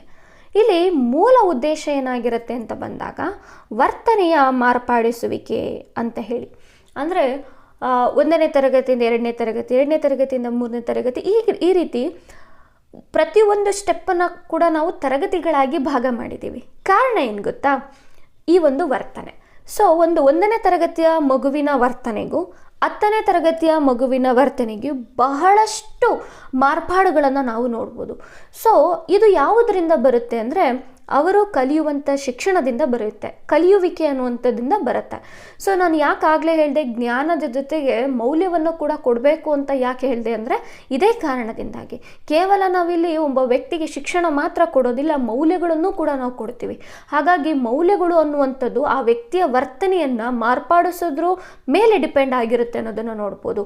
ಒಬ್ಬ 1ನೇ ಕ್ಲಾಸಿನ ಒಬ್ಬ ಮಗು ಯೋಚನೆ ಮಾಡೋ ರೀತಿಗೂ ಆತ ನಡೆದುಕೊಳ್ಳುವ ವರ್ತನೆಗೂ 10ನೇ ತರಗತಿ ಒಬ್ಬ ವಿದ್ಯಾರ್ಥಿ ಯೋಚನೆ ಮಾಡೋ ರೀತಿಗೂ ಬಹಳಷ್ಟು ಡಿಫ್ರೆನ್ಸನ್ನು ನಾವು ನೋಡ್ಬೋದು. ಈ ಡಿಫ್ರೆನ್ಸ್ ಯಾವುದರಿಂದ ಬರುತ್ತೆ ಅಂದರೆ, ನಾವು ಏನನ್ನು ಕಲಿಸ್ತೀವಿ ಅನ್ನೋದ್ರ ಮೇಲೆ ಡಿಪೆಂಡ್ ಆಗಿರುತ್ತೆ ಅನ್ನೋದನ್ನು ನೋಡ್ಬೋದು. ಸೊ ಹಾಗಾಗಿ ಲರ್ನಿಂಗ್ನ ಒಂದು ಪ್ರೊಸೆಸ್ಸಲ್ಲಿ ಈ ಒಂದು ವರ್ತನೆಯನ್ನು ಮಾರ್ಪಡಿಸಿಗೊಳಿಸುವಂಥದ್ದು ಕೂಡ ಒಂದು ಮೌಲ್ಯಯುತವಾದಂತಹ ಉದ್ದೇಶವಾಗಿರುತ್ತೆ ಅನ್ನುವಂಥದ್ದನ್ನು ನಾವು ಇಲ್ಲಿ ನೋಡ್ಬೋದಾಗಿದೆ. ಓಕೆ, ಪ್ರಶ್ನೆಯನ್ನು ನೋಡೋಣ. ಒಬ್ಬ ಶಿಕ್ಷಕನು ಪ್ರಶ್ನೆಯನ್ನು ಕೇಳುವುದರಲ್ಲಿ ಫ್ಲೂಯೆಂಟ್ ಆಗಿದ್ದಾರೆ, ತುಂಬ ಚೆನ್ನಾಗಿ ಪ್ರಶ್ನೆಗಳನ್ನು ಕೇಳ್ತಾರೆ ಅಂತ ನಾವು ಹೇಳಬೇಕಾದ್ರೆ ಅವ್ರು ಯಾವ ರೀತಿ ಪ್ರಶ್ನೆಗಳನ್ನು ಕೇಳಬೇಕು ಅನ್ನುವಂಥದ್ದು ಪ್ರಶ್ನೆ. ಅರ್ಥಪೂರ್ಣ ಪ್ರಶ್ನೆಗಳನ್ನು ಕೇಳಬೇಕು, ಎಷ್ಟು ಸಾಧ್ಯವೋ ಅಷ್ಟು ಪ್ರಶ್ನೆಗಳನ್ನು ಕೇಳಬೇಕು, ನಿಗದಿತ ಸಮಯದಲ್ಲಿ ಗರಿಷ್ಠ ಸಂಖ್ಯೆ ಪ್ರಶ್ನೆಗಳನ್ನು ಕೇಳಬೇಕು, ನಿಗದಿತ ಸಮಯದಲ್ಲಿ ಹೆಚ್ಚಿನ ಅರ್ಥಪೂರ್ಣ ಪ್ರಶ್ನೆಗಳನ್ನು ಕೇಳಬೇಕು ಅಂತ. ಫ್ಲೂಯೆಂಟ್ ಆಗಿ ಪ್ರಶ್ನೆಗಳನ್ನು ಕೇಳ್ತಾ ಇದ್ದಾರೆ ಅಂತ ಹೇಳಿ ಬಂದಾಗ ನಾವು ಒಂದು ನಿಗದಿತ ಸಮಯ ಇರುತ್ತೆ. ಸೊ ಅದರಲ್ಲಿ ಹೆಚ್ಚಿನ ಪ್ರಶ್ನೆಗಳು ಆಗಿರಬೇಕು, ಜೊತೆಗೆ ಅರ್ಥಪೂರ್ಣ ಪ್ರಶ್ನೆಗಳನ್ನು ಕೂಡ ಕೇಳಬೇಕಾಗಿರುತ್ತೆ. ನಾವು ಪ್ರಶ್ನೆಗಳನ್ನು ಕೇಳಲಿಕ್ಕೆ ಒಂದು ಟೈಮ್ ಲಿಮಿಟ್ ಇಲ್ಲ ಅಂತ ಹೇಳೋದಾದರೆ, ಸೊ ಅದರಲ್ಲಿ ಏನಾಗಿರೋದಿಲ್ಲ ಅಂತಂದರೆ ನಾವು ಬಹಳಷ್ಟು ಪ್ರಶ್ನೆಗಳನ್ನು ಕೇಳಬೇಕಾಗುತ್ತೆ. ಸೊ ಆ ಪ್ರಶ್ನೆಗಳಲ್ಲಿ ಅರ್ಥಪೂರ್ಣವಾಗಿರೋ ಪ್ರಶ್ನೆಗಳು ಇರಬಹುದು ಅಥವಾ ಅರ್ಥವಿಲ್ಲದ ಕೇವಲ ಸಿಂಪಲ್ ಪ್ರಶ್ನೆಗಳು ಆಗಿರ್ಬೋದು. ಸೊ ಹಾಗಾಗಿ ನಾವು ಕೇವಲ ಒಂದು 20 ನಿಮಿಷಗಳ ಕಾಲ ಅಂತ ನಾವು ಕೊಟ್ಟಂಥ ಸಂದರ್ಭದಲ್ಲಿ ಸೊ ಅಲ್ಲೇನಾಗುತ್ತೆ, ಹೆಚ್ಚು ಪ್ರಶ್ನೆಗಳನ್ನು ಕೇಳಬೇಕು ಅನ್ನೋದು ಒಂದು ಟಾರ್ಗೆಟ್ ಇರುತ್ತೆ, ಆಯಿತಾ. ಅದ್ರ ಜೊತೆಗೆ ತುಂಬ ಇಂಪಾರ್ಟೆಂಟ್ ಕ್ವಶನು, ಸಿಂಪಲ್ ಆಗಿರೋ ಕ್ವಶನ್ಸ್ನಲ್ಲಿ ಇದರಲ್ಲಿ ಸೇರಿಸೋದು ಬೇಡ, ಏಕೆಂದರೆ ಟೈಮ್ ಲಿಮಿಟ್ ಇದೆ. ಸೊ ಹಾಗಾಗಿ ಹೆಚ್ಚಿನ ಪ್ರಶ್ನೆ ಜೊತೆಗೆ ಅರ್ಥಪೂರ್ಣ ಪ್ರಶ್ನೆಯನ್ನು ಕೇಳಬೇಕು ಅನ್ನುವಂಥದ್ದು ಇಲ್ಲಿ ಮೂಲ ಉದ್ದೇಶವಾಗಿರುತ್ತೆ ಅನ್ನೋದನ್ನು ನಾವು ನೋಡ್ಬೋದು. ಓಕೆ, ಮುಂದಿನ ಪ್ರಶ್ನೆ. ಸೊ ಇಲ್ಲಿ 26ರಿಂದ 30ರವರೆಗೆ ಪ್ಯಾಸೇಜ್ ಕೊಟ್ಟಿದ್ದಾರೆ. ಸೊ ಇವುಗಳನ್ನು ಓದ್ಕೊಂಡು ನಾವೇನು ಮಾಡಬೇಕಾಗತ್ತೆ, ಕ್ವಶನ್ಗೆ ಆನ್ಸರ್ ಕೊಡಬೇಕಾಗತ್ತೆ. ಸೊ ಓಕೆ, ಪ್ರಶ್ನೆಯನ್ನು ನಾವು ನೋಡೋಣ. ಭಾರತದಲ್ಲಿ ವಿಶ್ವಸಂಸ್ಥೆಯ ಪರಿಸರ ಕಾರ್ಯಕ್ರಮ ಅಂದರೆ UNEP ಕೇಂದ್ರೀಯ ಏಜೆನ್ಸಿ ಯಾವುದು ಅಂತ ಕೇಳಿದ್ದಾರೆ. ಸೊ ಆನ್ಸರ್ ಬಂದು ಆಪ್ಷನ್ ಸಿ ಆಗಿರುತ್ತೆ. UNEP ಅಂತ ಬಂದಂಥ ಸಂದರ್ಭದಲ್ಲಿ ಯುನೈಟೆಡ್ ನೇಷನ್ ಎನ್ವೈರ್ಮೆಂಟಲ್ ಪ್ರೋಗ್ರಾಮ್ ಅಂತ ಹೇಳಿ ನಾವು ಕರಿತೀವಿ. ಈ ಒಂದು ಕಾರ್ಯಕ್ರಮದ ನೋಡಲ್ ಏಜೆನ್ಸಿ ಯಾವುದು ಅಂತ ಅಂದರೆ the ministry of environmental forest and climate change ಅಂತ ಹೇಳಿ ಕರಿತೀವಿ. ಈ ಸಂಸ್ಥೆ ಏನು ಮಾಡುತ್ತೆ, ನಮ್ಮ ಭಾರತ ದೇಶದಲ್ಲಿ ಪರಿಸರಕ್ಕೆ ಸಂಬಂಧಪಟ್ಟಂಥ ಕಾರ್ಯಕ್ರಮಗಳನ್ನು ಜಾರಿ ಮಾಡುವಂತಹ ಜವಾಬ್ದಾರಿಯನ್ನು ಪಡ್ಕೊಂಡಿದೆ ಅನ್ನುವಂಥದ್ದನ್ನು ನಾವು ನೋಡ್ಬೋದು. ಸೊ ಮುಂದಿನ ಪ್ರಶ್ನೆಯನ್ನು ನಾವು ನೋಡೋಣ. ವನ್ಯಜೀವಿ ಸಂರಕ್ಷಣಾ ಅಧಿನಿಯಮ ಯಾವಾಗ ಜಾರಿಗೆ ಬರುತ್ತೆ ಅನ್ನೋದನ್ನು ಕೇಳಿದ್ದಾರೆ. ಸೊ 1972ರಲ್ಲಿ ವನ್ಯಜೀವಿ ಸಂರಕ್ಷಣಾ ಅಧಿನಿಯಮ ಜಾರಿಗೆ ಬರುತ್ತೆ ಅನ್ನುವಂಥದ್ದನ್ನು ನಾವು ನೋಡ್ಬೋದು. ಮುಂದಿನ ಪ್ರಶ್ನೆ, ಭಾರತೀಯ ಪ್ರಾಣಿ ವಿಜ್ಞಾನ ಮಂಡಳಿಯ ಕೇಂದ್ರ ಕಚೇರಿಯಲ್ಲಿದೆ ಅಂತ ಹೇಳಿ ಕೊಟ್ಟಿದ್ದಾರೆ. ಸೊ ಆಪ್ಷನ್ಸ್ ಬೆಂಗಳೂರು, ನವದೆಹಲಿ ಮತ್ತು ಮುಂಬೈ ಅಂತ ಇದೆ. ಸೊ ಆನ್ಸರ್ ಏನಾಗಿರುತ್ತೆ, ಕೋಲ್ಕತ್ತಾ ಆಗಿರುತ್ತೆ. ಕೋಲ್ಕತ್ತಾದಲ್ಲಿ ಪ್ರಾಣಿಯ ಒಂದು ವಿಜ್ಞಾನ ಮಂಡಳಿ ಇರುವಂಥದ್ದನ್ನು ನಾವು ನೋಡ್ಬೋದು. ಓಕೆ, ಮುಂದಿನ ಪ್ರಶ್ನೆ, ರಾಷ್ಟ್ರೀಯ ವಿಪತ್ತು ನಿರ್ವಹಣಾ ಪ್ರಾಧಿಕಾರ ಯಾವ ಕೇಂದ್ರ ಸಚಿವಾಲಯದ ಅಡಿಯಲ್ಲಿ ಕಾರ್ಯವನ್ನು ನಿರ್ವಹಿಸ್ತಾ ಇದೆ ಅನ್ನುವಂಥದ್ದನ್ನು ನೋಡ್ಬೋದು. ಸೊ ನಮ್ಗೆ ಗೊತ್ತಿರೋ ಹಾಗೆ 2005ರಲ್ಲಿ ಏನಾಗುತ್ತೆ, ರಾಷ್ಟ್ರೀಯ ವಿಪತ್ತು ನಿರ್ವಹಣಾ ಕಾಯ್ದೆ ಅನ್ನುವಂಥದ್ದು ಬರುತ್ತೆ. ಸೊ ಈ ಒಂದು ಕಾಯ್ದೆ ಗೃಹ ಸಚಿವಾಲಯದ ಅಡಿಯಲ್ಲಿ ಕಾರ್ಯವನ್ನು ನಿರ್ವಹಿಸ್ತಾ ಇದೆ ಅನ್ನುವಂಥದ್ದನ್ನು ನೋಡ್ಬೋದು. ಇವತ್ತು ಭಾರತ ದೇಶದಲ್ಲಿ ಆಗುವಂಥ ವಿಪತ್ತುಗಳೇನಿದೆ ಅವುಗಳನ್ನು ಒಂದು ಮೇಲ್ವಿಚಾರಣೆ ಮಾಡುವಂಥದ್ದಾಗಿರ್ಬೋದು, ಅವುಗಳಿಗೆ ಪರಿಹಾರವನ್ನು ಘೋಷಣೆ ಮಾಡುವಂತಹ ಜವಾಬ್ದಾರಿಯನ್ನು ನಾವು ರಾಷ್ಟ್ರೀಯ ವಿಪತ್ತು ನಿರ್ವಹಣಾ ಒಂದು ಪ್ರಾಧಿಕಾರ ವಹಿಸ್ಕೊಂಡಿದೆ ಅನ್ನುವಂಥದ್ದನ್ನು ನಾವು ನೋಡ್ಬೋದಾಗಿದೆ. ಓಕೆ, ಮುಂದಿನ ಪ್ರಶ್ನೆ, ಭಾರತದಲ್ಲಿ ಅತ್ಯಧಿಕ ಮ್ಯಾಂಗ್ರೋವ್ ಸಸ್ಯವರ್ಗ ಹೊಂದಿರುವಂತಹ ರಾಜ್ಯ ಯಾವುದು ಅಂತ ಹೇಳಿ ಪ್ರಶ್ನೆಯನ್ನು ಕೇಳಿದ್ದಾರೆ. ಸೊ ಆಪ್ಷನ್ಸ್ ಬಂದು ಮಧ್ಯಪ್ರದೇಶ, ಗುಜರಾತ್, ಪಶ್ಚಿಮ ಬಂಗಾಳ ಮತ್ತು ಕರ್ನಾಟಕ ಅಂತ ಇದೆ. ಸೊ ಆನ್ಸರ್ ಬಂದು ಪಶ್ಚಿಮ ಬಂಗಾಳ ಆಗಿರುತ್ತೆ. ಕಾರಣ ಏನು ಅಂತ ಹೇಳಿ ಬಂದಾಗ ನಾವು ಭಾರತವನ್ನು ಗಮನಿಸಿದಂಥ ಸಂದರ್ಭದಲ್ಲಿ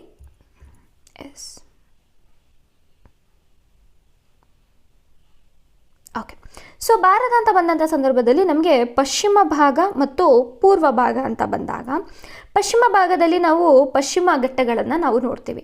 ಸೊ ಪಶ್ಚಿಮ ಘಟ್ಟಗಳ ಇಂದ ಕರಾವಳಿಗೆ ಹರಿಯುವಂತಹ ನದಿಗಳೇನಿರುತ್ತೆ ಡೆಲ್ಟಾವನ್ನು ಕ್ರಿಯೇಟ್ ಮಾಡೋದಿಲ್ಲ. ಡೆಲ್ಟಾವನ್ನು ಅಂದರೆ ಒಂದು ಮೈದಾನವನ್ನು ಕ್ರಿಯೇಟ್ ಮಾಡೋದಿಲ್ಲ. ಆದರೆ ಪೂರ್ವಕ್ಕೆ ಹರಿಯುವಂಥ ನದಿಗಳೇನಿರುತ್ತೆ ಇದು ಹೆಚ್ಚು ಪ್ರಮಾಣದ ಮತ್ತು ಅತಿ ವಿಸ್ತಾರವಾದಂತಹ ಡೆಲ್ಟಾವನ್ನು ಕ್ರಿಯೇಟ್ ಮಾಡುತ್ತೆ. ಸೊ ಈ ಡೆಲ್ಟಾ ಏನಾಗುತ್ತೆ ಅಂದರೆ ಈ ಒಂದು ಸಮುದ್ರವನ್ನು ಸೇರುವಂಥ ಸಂದರ್ಭ, ಅಂದರೆ ನದಿಗಳು ಸಮುದ್ರವನ್ನು ಸೇರುವಂತಹ ಒಂದು ಜಾಗ ಏನಿರುತ್ತೆ, ಸೊ ಆ ಪ್ರದೇಶದಲ್ಲಿ ಏನಾಗುತ್ತೆ ಅಂದರೆ ಈ ಮ್ಯಾಂಗ್ರೋವ್ ಸಸ್ಯ ವರ್ಗ ಅನ್ನುವಂಥದ್ದು ಹೆಚ್ಚೆಚ್ಚು ಪ್ರಮಾಣದಲ್ಲಿ ಬೆಳವಣಿಗೆಯನ್ನು ಹೊಂದುತ್ತೆ. ಸೊ ಈ ರೀಸನಿಂದ ಏನಾಗುತ್ತೆ, ಪಶ್ಚಿಮಕ್ಕೆ ಹರಿಯುವಂಥ ನದಿಗಳೇನಿರುತ್ತೆ ಇವು ಡೆಲ್ಟಾವನ್ನು ಕ್ರಿಯೇಟ್ ಮಾಡೋದ್ರ ಜೊತೆಗೆ ಅತಿ ಹೆಚ್ಚು ಮ್ಯಾಂಗ್ರೋವ್ ಪ್ರದೇಶಗಳನ್ನು ಒಳಗೊಂಡಿರುವಂತಹ ಪ್ರದೇಶವಾಗಿರುತ್ತೆ. ಸೊ ಪಶ್ಚಿಮ ಬಂಗಾಳ ಅಂತ ಬಂದಂಥ ಸಂದರ್ಭದಲ್ಲಿ ಸೊ ಒಂದು ಕಡೆಯಿಂದ ನಾವು ಗಂಗಾ ನದಿಯನ್ನು ನೋಡ್ತೀವಿ, ಮತ್ತೊಂದು ಕಡೆಯಿಂದ ನಾವು ಬ್ರಹ್ಮಪುತ್ರ ನದಿಯನ್ನು ನೋಡ್ತೀವಿ. ಸೊ ಇವುಗಳ ಉಪನದಿಗಳು ಏನಾಗುತ್ತೆ ಅಂದರೆ ಈ ಬಂಗಾಳ ಕೊಲ್ಲಿಯನ್ನು ಸೇರುವಂಥ ಸಂದರ್ಭದಲ್ಲಿ ಏನು ಮಾಡುತ್ತೆ ಅಂದರೆ ಈ ಡೆಲ್ಟಾವನ್ನು ಕ್ರಿಯೇಟ್ ಮಾಡಿ ಮ್ಯಾಂಗ್ರೋವ್ ಸಸ್ಯ ವರ್ಗವನ್ನು ಹೊಂದಿರುವಂಥ ಒಂದು ಸಮೃದ್ಧಿ ಪ್ರದೇಶ ಅಂತ ಹೇಳಿ ನಾವು ನೋಡ್ಬೋದಾಗಿರುತ್ತೆ. ಸೊ ಮ್ಯಾಂಗ್ರೋವ್ ಸಸ್ಯ ವರ್ಗ ಅಂತ ಬಂದಂಥ ಸಂದರ್ಭದಲ್ಲಿ ಈ ಒಂದು ಸಮುದ್ರ ಭಾಗಗಳಿಂದ ಬರುವಂತಹ ಅತಿ ದೊಡ್ಡ ಅಲೆಗಳನ್ನು ತಡೆದು ನಿಲ್ಲುವಂಥ ಶಕ್ತಿ ಈ ಒಂದು ಸಸ್ಯ ವರ್ಗಕ್ಕೆ ಇರುತ್ತೆ. ಸೊ ಹಾಗಾಗಿ ಇದು ಕೂಡ ನಮ್ಮ ಒಂದು ಪರಿಸರದ ಒಂದು ಸಮತೋಲನದಲ್ಲಿ ಒಂದು ಪ್ರಮುಖ ಪಾತ್ರವನ್ನು ವಹಿಸುವಂಥ ಸಸ್ಯವರ್ಗ ಅಂತ ಹೇಳಿ ಕೂಡ ನಾವು ನೋಡಬಹುದು. ಓಕೆ, ಮುಂದಿನ ಪ್ರಶ್ನೆ ನೋಡೋಣ. ಓಕೆ, ಸೊ ಜನಗಣತಿಯು ಯಾವ ರೀತಿಯ ಸಮೀಕ್ಷೆ ಅಂತ ಹೇಳಿ ಕೊಟ್ಟಿದ್ದಾರೆ. ಸೊ ಸಮೀಕ್ಷೆಗಳು ಅಂತ ಬಂದಂಥ ಸಂದರ್ಭದಲ್ಲಿ ನಾವು ಇದನ್ನು ಸಂಶೋಧನೆಯ ಒಂದು ಪಠ್ಯದಲ್ಲಿ ನಾವು ಈ ಒಂದು ಪ್ರಶ್ನೆ ಬರುತ್ತೆ ಅಂತ ಹೇಳಿ ನೋಡ್ಬೋದು. ಸೊ ಸಂಶೋಧನೆ ಅಂತ ಬಂದಂಥ ಸಂದರ್ಭದಲ್ಲಿ ವಿವಿಧ ರೀತಿಯ ಸಂಶೋಧನೆಗಳನ್ನು ನಾವು ನೋಡ್ತೀವಿ. ಸೊ ಅದರಲ್ಲಿ ಈ ಒಂದು ಜನಗಣತಿಯನ್ನು ಮಾಡುವಂಥದ್ದು ಯಾವುದರ ಅಡಿಯಲ್ಲಿ ಬರುವಂತಹ ಒಂದು ಸಂಶೋಧನೆಯ ಸಮೀಕ್ಷೆ ಅಂತ ನೋಡಿದಾಗ ನಾವು ಎಣಿಕೆ ಸಮೀಕ್ಷೆ ಅಂತ ಹೇಳಿ ನಾವು ನೋಡ್ಬೋದು. ಯಾಕೆಂದರೆ ಜನಗಣತಿ ಅಂದರೆ ನಾವು ಜನಸಂಖ್ಯೆ ಎಷ್ಟಿದೆ ಅಂತ ಹೇಳಿ ಎಣಿಕೆಯನ್ನು ಮಾಡ್ತೀವಲ್ಲ, ಹಾಗಾಗಿ ಇದು ಎಣಿಕೆ ಸಮೀಕ್ಷೆ ಅಡಿಯಲ್ಲಿ ಬರುತ್ತೆ ಅನ್ನೋಂಥದ್ದನ್ನು ನಾವು ನೋಡ್ಬೋದಾಗಿರುತ್ತೆ. ಸೊ ಮುಂದಿನ ಪ್ರಶ್ನೆಯನ್ನು ನಾವು ನೋಡೋಣ. ಪ್ರಾತಿನಿಧಿಕ ನಮೂನೆಯನ್ನು ಏನೆಂದು ಕರೆಯುತ್ತಾರೆ ಅಂತ ಹೇಳಿ ಕೊಟ್ಟಿದ್ದಾರೆ. ಸೊ ಸ್ಯಾಂಪಲ್ ಬಗ್ಗೆ ಕೇಳಿರುವಂತಹ ಒಂದು ಪ್ರಶ್ನೆ ಆಗಿರುತ್ತೆ. ಸೊ ಇಲ್ಲಿ ಪ್ರಾತಿನಿಧಿಕ ಅಂದರೆ ರೆಪ್ರೆಸೆಂಟೇಟಿವ್ ಒಂದು ಸ್ಯಾಂಪಲ್ ಇರುತ್ತಲ್ಲ, ಸೊ ಇದನ್ನು ನಾವೇನಂತ ಕರಿತೀವಿ ಅಂತ ಹೇಳ್ಬೋದು. ಸೊ ರೆಪ್ರೆಸೆಂಟೇಟಿವ್ ಅಂತ ಬಂದಂಥ ಸಂದರ್ಭದಲ್ಲಿ ಸ್ಯಾಂಪಲ್ ಬಗ್ಗೆ ಈಗ ಆಲ್ರೆಡಿ ನಾನು ಕಳೆದ ವಿಡಿಯೋದಲ್ಲಿ ಹೇಳಿದ್ದೀನಿ. ಸ್ಯಾಂಪಲ್ಸ್ ಅಂತ ಬಂದಂಥ ಸಂದರ್ಭದಲ್ಲಿ ನಾವೇನು ಮಾಡ್ತೀವಿ, ಪ್ರೊಬಾಬಿಲಿಟಿ ಸ್ಯಾಂಪ್ಲಿಂಗ್ ಅಂತ ನೋಡ್ತೀವಿ, ನಾನ್ ಪ್ರೊಬಾಬಿಲಿಟಿ ಸ್ಯಾಂಪ್ಲಿಂಗ್ ಅಂತ ಕರಿತೀವಿ. ಪ್ರೊಬಾಬಿಲಿಟಿ ಸ್ಯಾಂಪ್ಲಿಂಗ್ ಅಂತ ಬಂದಾಗ ಪ್ರತಿಯೊಂದು ವಿಭಾಗಕ್ಕೆ ಮತ್ತು ಪ್ರತಿಯೊಬ್ಬರಿಗೂ ಕೂಡ ನಾವು ಸಮಾನ ಅವಕಾಶವನ್ನು ಕೊಡಬೇಕಾಗತ್ತೆ. ಅದೇ ನಾನ್ ಪ್ರೊಬಾಬಿಲಿಟೀಸ್ ಸ್ಯಾಂಪ್ಲಿಂಗ್ ಅಂತ ಬಂದಂಥ ಸಂದರ್ಭದಲ್ಲಿ ಅಲ್ಲಿ ಸಂಶೋಧಕನ ಒಂದು ಪರಿಸ್ಥಿತಿ ಅಥವಾ ಆತನ ನಿರ್ಧಾರ ಅಥವಾ ಆತನಿಗೆ ಯಾವುದು ಸುಲಭ ಅನಿಸುತ್ತೆ, ಸೊ ಅದ್ರ ಮೇಲೆ ಆತ ಏನು ಮಾಡ್ತಾನೆ, ಸ್ಯಾಂಪ್ಲಿಂಗ್ ಆಯ್ಕೆಯನ್ನು ಮಾಡ್ಕೊಳ್ತಾನೆ. ಸೊ ಇವರು ಏನು ಕೇಳಿದ್ದಾರೆ ಅಂತಂದರೆ, ಇಲ್ಲಿ ರೆಪ್ರೆಸೆಂಟೇಟಿವ್ ಸ್ಯಾಂಪ್ಲಿಂಗ್ ಅನ್ನುವಂಥದ್ದು ಯಾವುದರ ಅಡಿಯಲ್ಲಿ ಬರುತ್ತೆ ಅಂತೇಳಿ. ಸೊ ಇದು ಬರುವಂಥದ್ದು ಪ್ರೊಬಾಬಿಲಿಟಿ ಸ್ಯಾಂಪ್ಲಿಂಗ್ ಅಂತ ಹೇಳಿ ನಾವು ನೋಡ್ಬೋದು. ಸೊ ರೆಪ್ರೆಸೆಂಟೇಟಿವ್ ಸ್ಯಾಂಪ್ಲಿಂಗ್ ಅಂತ ಅನ್ನೋದು ಏನಿದೆ, ಪ್ರೊಬಾಬಿಲಿಟಿ ಸ್ಯಾಂಪ್ಲಿಂಗ್ನ ಒಂದು ವಿಧ ಅಂತ ಹೇಳಿ ನಾವು ನೋಡ್ಬೋದಾಗಿದೆ. ಓಕೆ, ಪ್ರಶ್ನೆ ನೋಡೋಣ. ಯಾವ ವಿಧಾನವು ನಿಯಂತ್ರಣ ಗುಂಪನ್ನು ಹೊಂದಿರುತ್ತೆ, ಅಂದರೆ ಕಂಟ್ರೋಲ್ ಗ್ರೂಪ್ಸನ್ನು ಹೊಂದಿರುತ್ತೆ ಅಂತ ಕೇಳಿದ್ದಾರೆ. ಸೊ ಸಮೀಕ್ಷಾ ಸಂಶೋಧನೆ ಇದೆ, ಪ್ರಯೋಗಾತ್ಮಕ ಸಂಶೋಧನೆ, ಪ್ರಕರಣ ಅಧ್ಯಯನ ವಿಧಾನ ಮತ್ತು ಕ್ಷೇತ್ರ ಸಂಶೋಧನೆ ಅಂತ ಇದೆ. ಸೊ ಆನ್ಸರ್ ಬಂದು ಪ್ರಯೋಗಾತ್ಮಕ ಸಂಶೋಧನೆ ಅಥವಾ ಎಕ್ಸ್ಪೆರಿಮೆಂಟಲ್ ರಿಸರ್ಚ್ ಅಂತ ನಾವು ಕರಿತೀವಿ. ಸೊ ಈ ಒಂದು ಎಕ್ಸ್ಪೆರಿಮೆಂಟಲ್ ರಿಸರ್ಚ್ನಲ್ಲಿ ನಾವೊಂದು ಸಂಶೋಧನೆಯನ್ನು ಮಾಡುವಂಥ ಸಂದರ್ಭದಲ್ಲಿ ನಾವೇನು ಮಾಡಬೇಕಾಗುತ್ತೆ, ಉನ್ನತ ಹಂತದ ಸಂಶೋಧಕರ ಸಲಹೆಯನ್ನು ನಾವು ಪಡ್ಕೊಳ್ಬೇಕಾಗತ್ತೆ. ಸೊ ಅವರ ಒಂದು ಮೇಲ್ವಿಚಾರಣೆಯಲ್ಲಿ ನಾವೇನು ಮಾಡ್ತೀವಿ ಅಂದರೆ ಈ ಒಂದು ಸಂಶೋಧನೆಯನ್ನು ಕೈಗೊಳ್ತೀವಿ. ಸೊ ಹಾಗಾಗಿ ಅವರನ್ನು ನಾವು ಕಂಟ್ರೋಲ್ ಗ್ರೂಪ್ಸ್ ಅಂತ ಹೇಳಿ ನಾವು ಕರಿಬೋದಾಗಿರುತ್ತೆ. ಸೊ ಮುಂದಿನ ಪ್ರಶ್ನೆ ನೋಡೋಣ. ಚಲಕಗಳು ಎಂದರೇನು ಅಂತ ಹೇಳಿ ಕೊಟ್ಟಿದ್ದಾರೆ. ಸಂಯೋಜಿಸು, ಬಾಂಧವ್ಯ ಸಮರ್ಥನೆ, ಪ್ರಾಂಕಲ್ಪನೆ ಮತ್ತು ಅಳೆಯಬಹುದಾದ ಗುಣ ಅಂತ ಹೇಳಿ.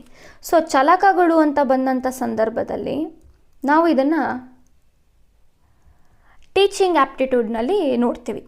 ಸೊ ಚಲಕಗಳು ಅಂತಂದರೆ ಅಳೆಯಬಹುದಾದಂತಹ ಗುಣ ಅಂತ ಹೇಳಿ ನಾವು ನೋಡ್ಬೋದಾಗಿದೆ. ಸೊ ಇದರ ಕುರಿತಾಗಿ ಬಹಳಷ್ಟು ವಿಷಯಗಳನ್ನು ನಾನು ಈ ಹಿಂದಿನ ತರಗತಿಯಲ್ಲಿ ಹೇಳಿದ್ದೀನಿ. ಸೊ ನೀವಲ್ಲಿ ನೋಡ್ಬೋದಾಗಿರುತ್ತೆ. ಓಕೆ, ಹೊಂದಿಸಿ ಬರೆಯಿರಿ ಕೊಟ್ಟಿದ್ದಾರೆ, ನೋಡೋಣ. ಚುನಾವಣೆ ಇದೆ, BARC ಇದೆ. ಸೊ BARC ಅಂತ ಅಂದರೆ broadcast audience research council rating ಅಂತ ಹೇಳಿ ನಾವು ನೋಡಬಹುದು. ಸೊ ಇದೊಂದು ಸಂಸ್ಥೆ ಅಂತ ಕೂಡ ಹೇಳ್ಬೋದು. ನೆಕ್ಸ್ಟ್ ABC ಇದೆ. ABC ಅಂದರೂ ಕೂಡ ಒಂದು ಆಡಿಟ್ ಬ್ಯೂರೋ ಆಫ್ ಸರ್ಕ್ಯುಲೇಷನ್ ಅಂತ ಹೇಳ್ಬೋದು. ಸೊ ಇದು ಒಂದು ಕೂಡ ಸಂಸ್ಥೆ. ಮತ್ತೊಂದು ಜನಸಂಖ್ಯೆ ಅಂತ ಹೇಳಿ ಕೊಟ್ಟಿದ್ದಾರೆ. ಸೊ ಹೊಂದಿಸಿ ಬರೆಯಿರಿ ಅಂತ ನೋಡಿದಾಗ, ಸೊ ಚುನಾವಣೆ ಅಂತ ಹೇಳಿ ಬಂದಾಗ ಇದು ಚುನಾವಣೋತ್ತರ ಸಮೀಕ್ಷೆ ಅಂತ ಹೇಳ್ಬೋದು. ಸೊ BARC ಅಂದರೆ broadcast audience research council rating ಏನು ಮಾಡುತ್ತೆ ಅಂದರೆ TV ರೇಟಿಂಗ್ಸನ್ನು ಕೊಡುತ್ತೆ, ಆಯಿತಾ. ನಂತರದಲ್ಲಿ ABC ಅಂದರೆ ಬಂದ ಆಡಿಟ್ ಬ್ಯೂರೋ ಆಫ್ ಸರ್ಕ್ಯುಲೇಷನ್ ಬಂದು ಪ್ರಸರಣ ಒಂದು ವ್ಯವಸ್ಥೆಯನ್ನು ನಿರ್ವಹಿಸುತ್ತೆ ಅನ್ನೋದನ್ನು ನೋಡ್ಬೋದು. ನಂತರದಲ್ಲಿ ಜನಸಂಖ್ಯೆ ಅಂತ ಹೇಳಿ ಬಂದಂಥ ಸಂದರ್ಭದಲ್ಲಿ ಇದನ್ನು ನಾವು ವೆನ್ ಚಿತ್ರದ ಮೂಲಕ ನಾವೇನು ಮಾಡ್ಬೋದಾಗಿರುತ್ತೆ, ಪ್ರೆಸೆಂಟ್ ಮಾಡ್ಬೋದಾಗಿರುತ್ತೆ ಅನ್ನೋದನ್ನು ನೋಡ್ಬೋದು. ಸೊ ಹಾಗಾಗಿ ಆನ್ಸರ್ ಏನಾಗುತ್ತೆ ಅಂದರೆ option C is A right answer ಅಂತ ಹೇಳಿ ನೋಡ್ಬೋದಾಗಿದೆ. ಓಕೆ, ಇದು ಕಮ್ಯುನಿಕೇಷನ್ಗೆ ಸಂಬಂಧಪಟ್ಟಂಥ ಪ್ರಶ್ನೆ ಇದು. ಸೊ ಇಲ್ಲಿ ಪ್ರಶ್ನೆ ಇದೆ, ದತ್ತಾಂಶಗಳನ್ನು ಆಧರಿಸಿ 46ರಿಂದ 50ರವರೆಗಿನ ಪ್ರಶ್ನೆಗಳಿಗೆ ಉತ್ತರಿಸಬೇಕಾಗತ್ತೆ. ಸೊ ಇದು ಮೆಂಟಲ್ ಎಬಿಲಿಟಿಗೆ ಸಂಬಂಧಪಟ್ಟಂಥ ಪ್ರಶ್ನೆ. ಸೊ ಇಲ್ಲಿವರೆಗೂ ನಾವು 2021ರ ಪತ್ರಿಕೆ ಒಂದನ್ನು ನಾವು ಕಂಪ್ಲೀಟ್ ಮಾಡಿದ್ದೀವಿ. ಸೊ ಈ ಹಿಂದಿನ ತರಗತಿಯಲ್ಲಿ ನಾವು 2024ರ ಪತ್ರಿಕೆ ಒಂದನ್ನು ಕೂಡ ಕಂಪ್ಲೀಟ್ ಮಾಡಿದ್ದೀವಿ. ಸೊ ಮುಂದಿನ ದಿನಗಳಲ್ಲೂ ಕೂಡ ಇನ್ನುಳಿದಂತಹ ವರ್ಷಗಳ ಪ್ರಶ್ನೆ ಪತ್ರಿಕೆಗಳನ್ನು ಕೂಡ ಚರ್ಚೆಯನ್ನು ಮಾಡ್ತಾ ಹೋಗೋಣ. ಸೊ ಇಲ್ಲಿವರೆಗೂ ತರಗತಿಯನ್ನು ಕೇಳಿದಂತಹ ನಿಮ್ಮೆಲ್ಲರಿಗೂ ಕೂಡ ಧನ್ಯವಾದಗಳು.